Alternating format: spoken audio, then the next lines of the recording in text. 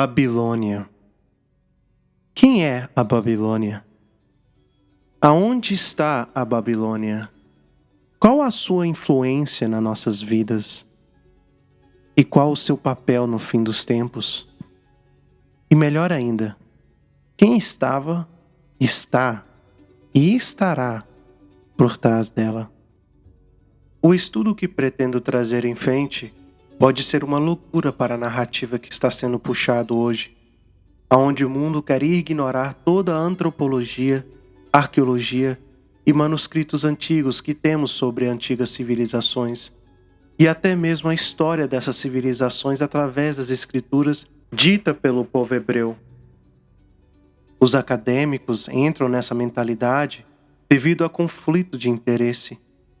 Os que apoiam e confirmam manuscritos antigos são supressos, enquanto o outro grupo recebe apoio para reforçar a teoria imposta sobre a mentalidade de evolução e o que agora estão chamando de panspermia.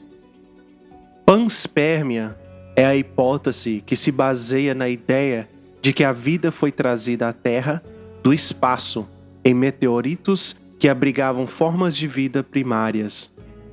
O apoio a essa ideia reside no fato de que, cientificamente, já foi encontrada matéria de natureza orgânica em meteoroides e meteoritos, e de que há organismos microscópicos conhecidos suficientemente residentes para, em hipótese, suportar uma viagem espacial até a Terra, mesmo considerado que as condições que esses teriam de enfrentar sejam as mais extremas já cogitadas.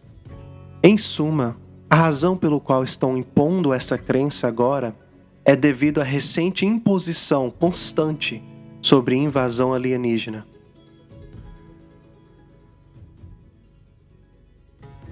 Quase todo filme,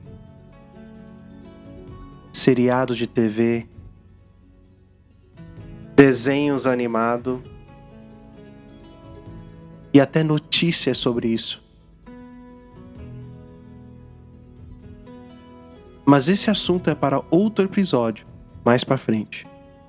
Como mencionado no thumbnail nessa série, estaremos investigando a Babilônia em 3 etapas. Cada etapa será 7 episódios. A primeira etapa estaremos investigando a Babilônia do passado, a segunda, a Babilônia do presente, e a terceira e última etapa estaremos investigando a Babilônia do futuro, aquela que está profetizada de cair antes da vinda do Messias.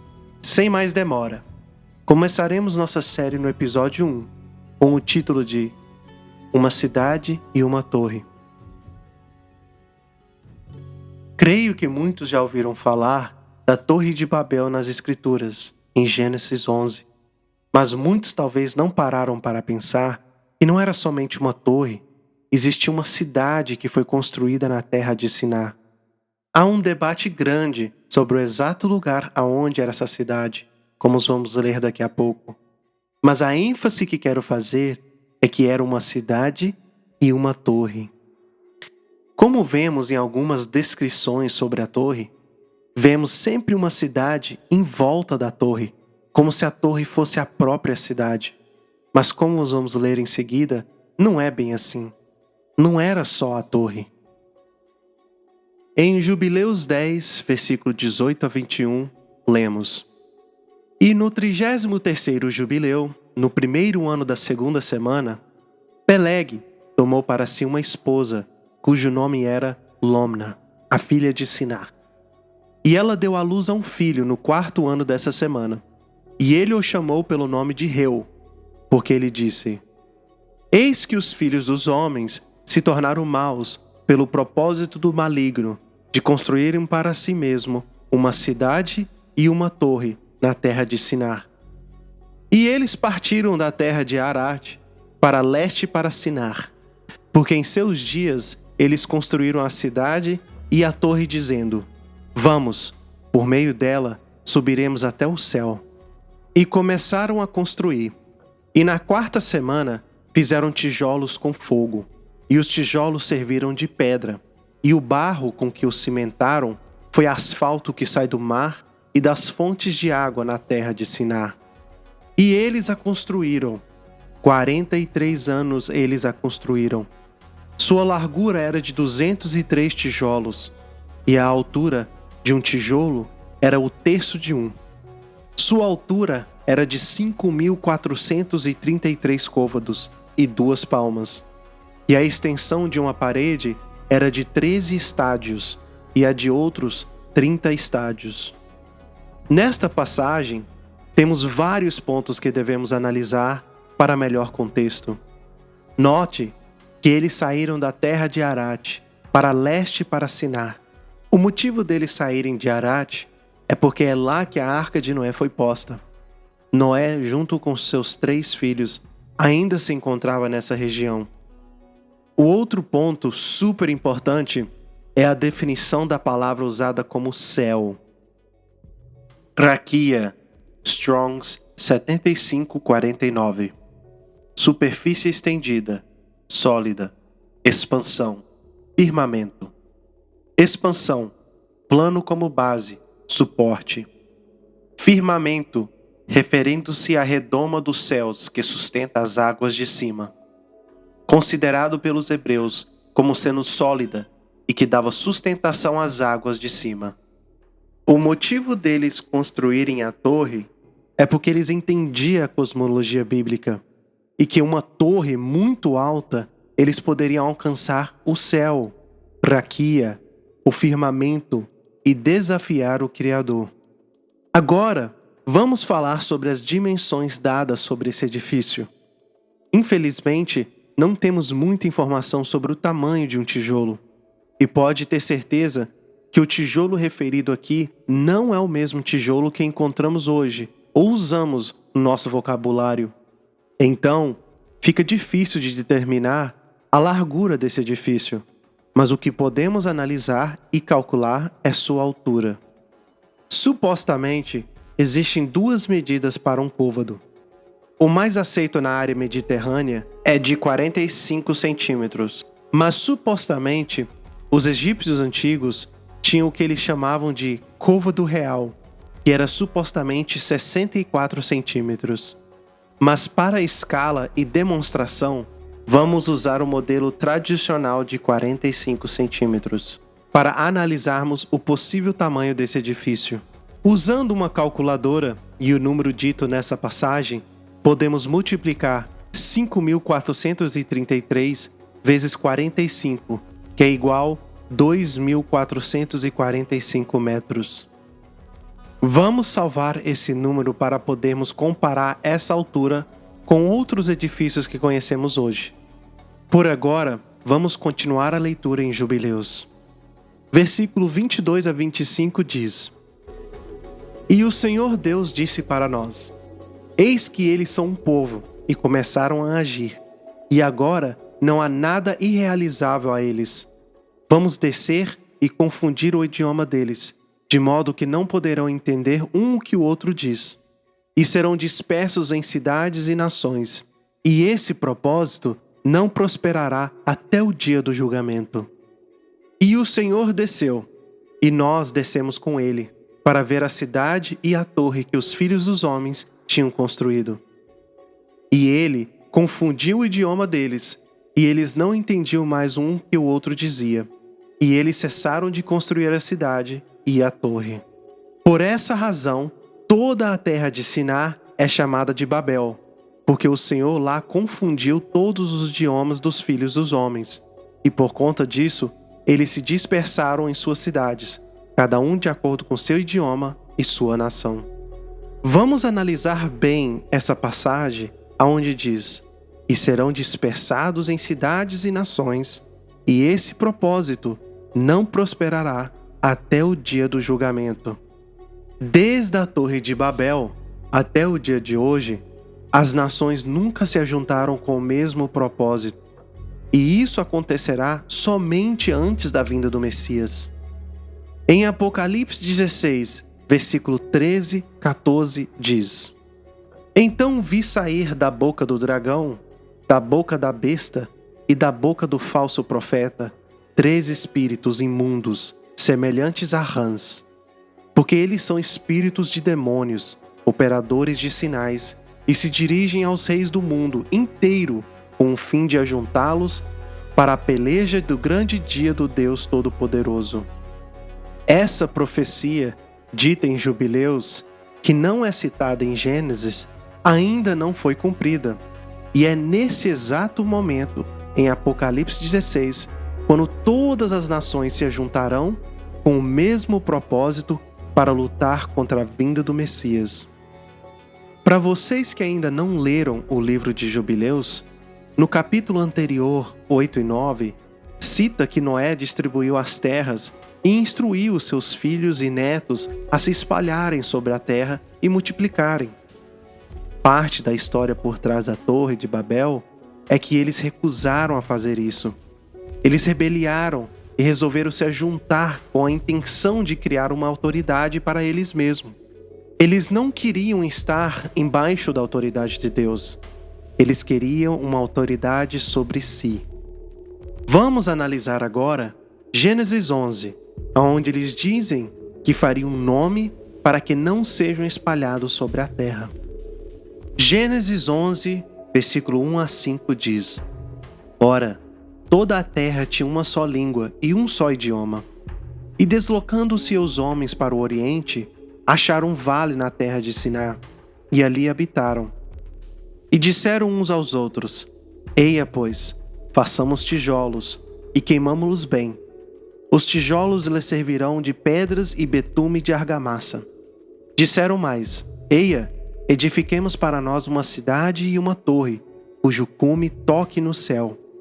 E façamo-nos um nome, para que não sejamos espalhados sobre a face de toda a terra. Então desceu o Senhor para ver a cidade e a torre, que os filhos dos homens edificaram. Nas Escrituras, a palavra nome significa autoridade, tanto no hebraico como no grego.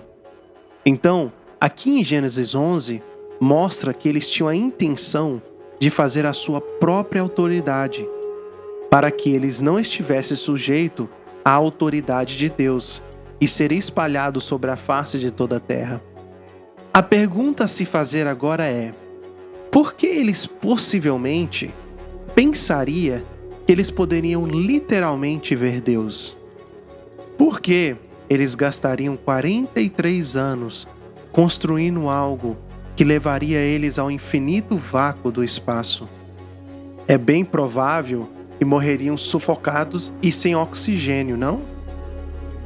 Por que o Criador teve que intervir? Por que ele não intervém agora? Acho que são perguntas simples, mas que exigem contexto bíblico para entendermos. A razão por criarem a cidade e a torre é porque eles entendiam o que Gênesis 1 descreve. Todos eles sabiam que eles moravam embaixo de um firmamento, e em cima do firmamento está o Criador. E qual é o instinto comum de alguém que não quer ter autoridade mais sobre eles? Eles têm que ir lá e o ver, e o desafiar. E é por isso que eles subiram. Eles não foram para baixo, nem para a esquerda e nem para a direita. Eles literalmente subiram, porque eles sabiam aonde ele estava. Isso é uma imagem atual dos supostos restos da Torre de Babel, no país que chamamos hoje de Iraque, na terra de Sinar. Eu não posso confirmar que isso realmente é a antiga Torre de Babel, mas alguns acreditam que sim. Essa imagem é uma rendição artística da suposta cidade e Torre de Babel. Estou trazendo essa imagem para trazer clareza e perspectiva do que as Escrituras vêm falando o tempo todo, porque isso vai fazer diferença na continuação desse estudo. Porque não era somente uma torre, era uma metrópolis, uma cidade e uma torre. As pessoas que organizaram a construção da cidade e da torre são descendentes de Noé, apenas algumas gerações após Noé e o dilúvio. Eles conheciam a história dos céus, eles conheciam a história da criação, eles sabiam que o jardim do Éden estava aqui na terra antes do dilúvio e que ela foi levada de volta para o céu. Eles conhecem a história e eles estão construindo a sua própria versão. Eles não querem a cidade santa, a Nova Jerusalém, que é destinada de descer, igual Enoque testificou. Eles querem a sua própria versão. Eles querem uma autoridade sobre eles mesmos. Eles queriam construir a versão deles do reino que virá. Um reino que literalmente conecta o céu, raquia, firmamento, com a terra. Agora, voltando às medidas de Jubileus 10, 2.445 metros de altura. Vamos fazer algumas comparações dos edifícios que temos conhecimento hoje. Esse é o Empire State Building, de 102 andares, em Nova York. Eles demoraram 1 ano para construir e é considerado o 54º edifício mais alto do mundo, em uma altura de 443 metros. Aqui temos Tokyo Skytree, em Tóquio. Eles demoraram 4 anos para construir e é considerado o 3º edifício mais alto do mundo, em uma altura de 634 metros. Esse é o Burj Khalifa, em Dubai. Eles demoraram 5 anos para construir e é considerado o edifício mais alto do mundo, em uma altura de 828 metros. Esse é o Dubai Creek Tower, em Dubai, mais uma vez. Esse é um projeto que ainda está em progresso, aonde era especulado de ser construído em 5 anos, mas devido à pandemia, ainda não tem data para ser finalizado. Depois de finalizado, será o edifício mais alto do mundo, a uma possível altura de 1.345 metros. Essa é a cidade de Dubai. Eu vou mostrar esse exemplo para termos uma comparação do que lemos em Jubileus 10. Lembrando que eles tiveram 43 anos para construir uma cidade e uma torre. Acabamos de analisar esses edifícios extraordinários do quanto são altos e imensos de largura. E eles fizeram isso em apenas 1 a 5 anos. Na esquerda, vemos a cidade de Dubai em 1991. Claro que eles tinham alguns prédios e casas, mas nada comparado ao Dubai que conhecemos hoje. Dubai hoje, 31 anos depois, é uma das maiores cidades do mundo e mais bem financeira e tecnológica. Na verdade, com 15 a 20 anos, Dubai já estava com a maior parte das infraestruturas completas, e dos anos para cá estão adicionando edifícios menores, mas o volume maior dos edifícios, tudo completado em um período de 20 anos. Tudo isso que estou mostrando é a cidade de Dubai, e o quão extraordinário é essa cidade. Esse povo demorou 15 a 25 anos para construir essa cidade magnífica de Dubai. Imaginem 43 anos citados em Jubileus. Não se esqueçam que tudo isso é considerado um bebê comparado ao que os ancestrais falam sobre a Torre de Babel.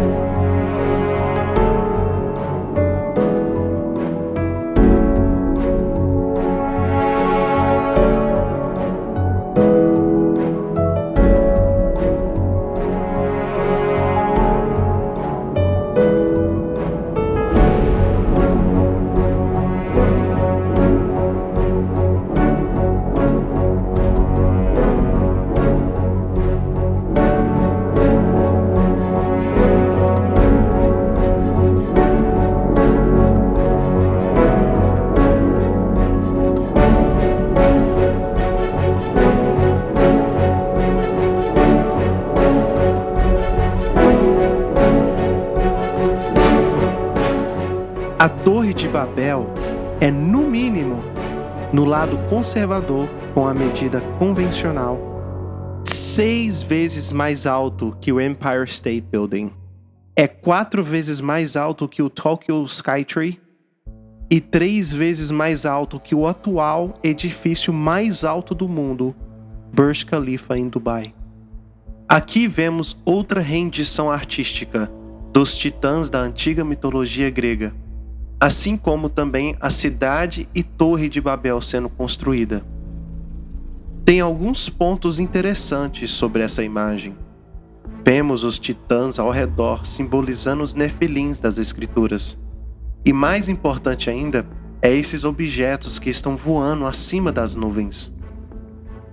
Esses 2 assuntos vamos estar abordando nos próximos episódios, e também a respeito da tecnologia dos antepassados e o que vemos através da arqueologia e manuscritos antigos da capacidade tecnológica da antiga Babilônia.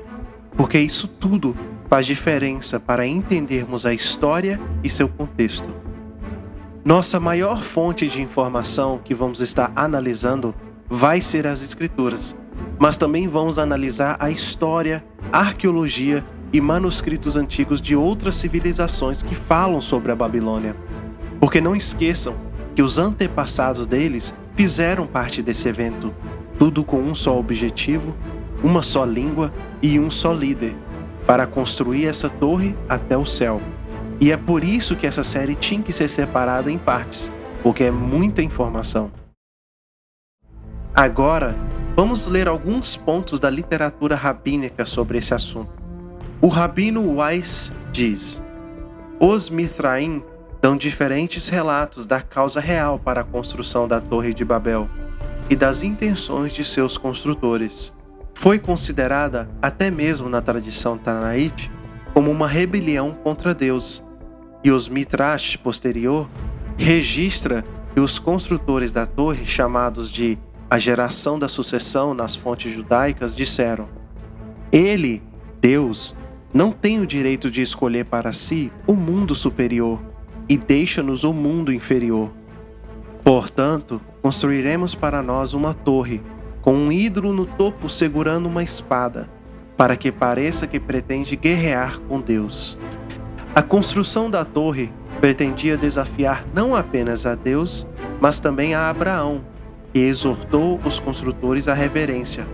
Portanto, a Bíblia, Gênesis 11, versículo 1, fala do um discurso, que é interpretado como discurso contra o único, contra Deus e contra seu único e único seguidor.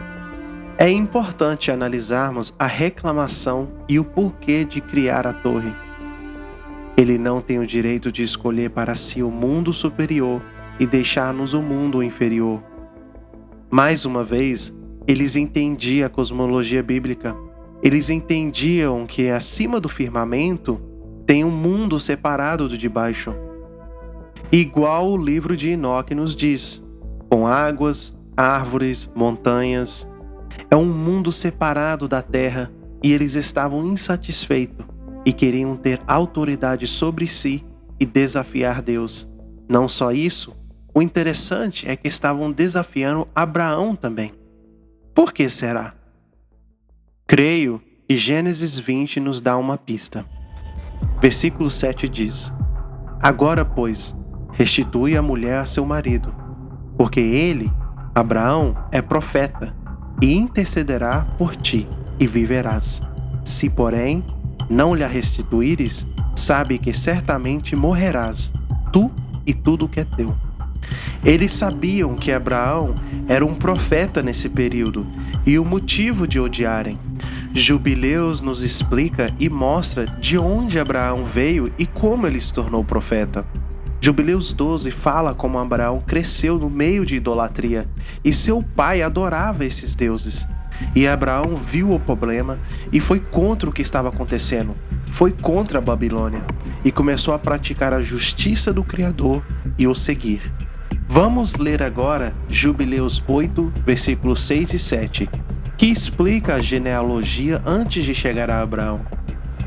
E no 4º ano ele nasceu, e Shelá, cresceu e tomou para si uma esposa, e seu nome era Moac, a filha de Quesed, irmão de seu pai, no 31º jubileu, na 5ª semana no 1º ano. E ela deu à luz a um filho no 5º ano, e ele o chamou pelo nome de Eber. E ele tomou para si uma esposa, e o nome dela era Azurade, a filha de Nemrod, no 32º jubileu, na 7ª semana, no 3º ano. Vemos aqui que Eber, na linhagem de Abraão, casou-se com a filha de Nemrod. Vamos agora entender quem é esse personagem, Nimrod. Em Gênesis 10, versículo 9 a 14 diz: Foi valente caçador diante do Senhor. Dai dizer-se, como Nimrod, poderoso caçador diante do Senhor. O princípio do seu reino foi Babel, Ereque, Acade e Calné, na terra de Sinar. Daquela terra saiu ele para a Síria e edificou Nínive, Reobote e Calá. E entre Nínive e Calá, a grande cidade de Recém. Mitzraim gerou a Ludim, a Anamim, a Leabim, a Naphtuim, a Patruim, a Calciluim, de onde saíram os filisteus, e a Caftorim. Vocês pegaram isso? Nimrod era o rei da Babilônia e muitos outros reinos ao redor. Em Gênesis 11, no próximo capítulo, vemos a geração de Sem até Abraão. Temos Sem, Arfaxade, Cainã, Salá, Eber, Peleg, Hel, Serug, Naor, Terá e Abraão. Repare que Cainã não se encontra na tradução dos textos masoréticos, e o encontramos nos textos traduzidos da Septuaginta, assim como Jubileus 8. É importante analisarmos essa geração e entender que Eber casou-se com a filha do rei da Babilônia, Nimrod, o que influenciaria a geração ainda mais até chegar em Abraão. Voltamos para Jubileus 8, versículo 1 a 4, onde diz: No 29º jubileu, no início da primeira semana, Arfaz tomou para si uma esposa, e seu nome era Razueja, a filha de Susã, filha de Elã. E ela deu à luz a um filho, no 3º ano dessa semana. E ele o chamou de Cainã. E o filho cresceu, e seu pai o ensinou a escrever. E ele foi procurar para si um lugar, aonde ele pudesse construir para si mesmo uma cidade. E ele, Cainã, encontrou uma escritura que gerações anteriores haviam esculpido em rocha. E ele leu e as transcreveu. E pecou por conta disso, porque elas continham os ensinamentos dos guardiões, que eles usavam para observar os presságios do sol, lua e das estrelas em todos os sinais celestes. E ele anotou tudo e não contou nada a respeito, porque ele temia contar a Noé, e que ele deveria se zangar com ele por causa disso. Repare que Cainã sabia sobre escritos, e seu pai, Arfaxade, que o ensinou. Isso implica que Arfaxade aprendeu escritos de Sem e Sem de Noé, assim por diante. Jubileus nos diz que Abraão teve acesso aos livros de Enoque, assim como Noé. Isso tudo fazia parte de um sacerdócio, de aprender os escritos para assim passar adiante pelas gerações. A ênfase que quero fazer aqui é que essa geração em Gênesis 11 é dada para nós porque é uma geração de sacerdócio. E eles tinham uma função de aprender os escritos e passar para a próxima geração. Não só isso, Cainã encontrou as escrituras das gerações anteriores, as escrituras que Enoque falou a respeito, as escrituras ditas pelos anjos caídos, guardiões, que corrompeu o homem e que eram proibidos. E essas escrituras é o que a Babilônia é conhecida como, pois praticavam tudo o que o Criador abominava. E Cainã sabia que essas escrituras eram abomináveis ao Senhor, porque Noé se zangaria se ele soubesse que lhe tinham achado, ainda mais se tivesse copiado eles. Estão enxergando o problema? Isso não é uma coincidência. O avô de Eber era Cainã, e Eber casa com a filha de Nimrod, rei da Babilônia. Abraão cresceu no meio da Babilônia e da idolatria, com pais, avós, bisavós, tataravós praticando idolatria, todos longe de seu propósito. E Gênesis somente não nos fornece essas informações. Continuamos nossa leitura em Jubileus 11 e 12, aonde diz: E a criança, Abraão, começou a entender os erros da terra, que todos seguiam imagens e praticavam imundícies. E seu pai o ensinou a escrita. E ele tinha 2 semanas de anos de idade, 14 anos. E ele se separou de seu pai, porque ele não iria adorar ídolos com ele. E ele começou a orar ao Criador de todas as coisas de modo que ele pudesse o salvar dos erros dos filhos dos homens, e que sua porção não deveria cair no erro e imundícies e vileza. Abrão disse a Terá, seu pai: Pai. E ele disse: Eis que eu estou aqui, meu filho. E ele disse: Que ajuda ou benefício nós temos desses ídolos os quais tu adoras, e diante dos quais tu te curvas? Porque não há nenhum espírito neles, porque eles são formas mudas, e um engano ao coração. Não os adore. Adore ao Deus do céu, que faz a chuva e o orvalho descer sobre a terra, e faz tudo sobre a terra, e criou tudo por sua palavra, e todo ser vivente está diante de sua face. Por que tu adoras as coisas que não têm nenhum espírito nelas?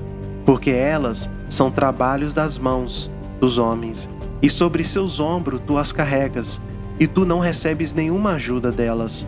Mas elas são grande motivo de vergonha, e aqueles que o fazem, e um engano ao coração daqueles que os adoram. Não os adore. E seu pai disse a ele: Eu também sei disso, meu filho, mas o que farei eu das pessoas que me fizeram servir diante deles?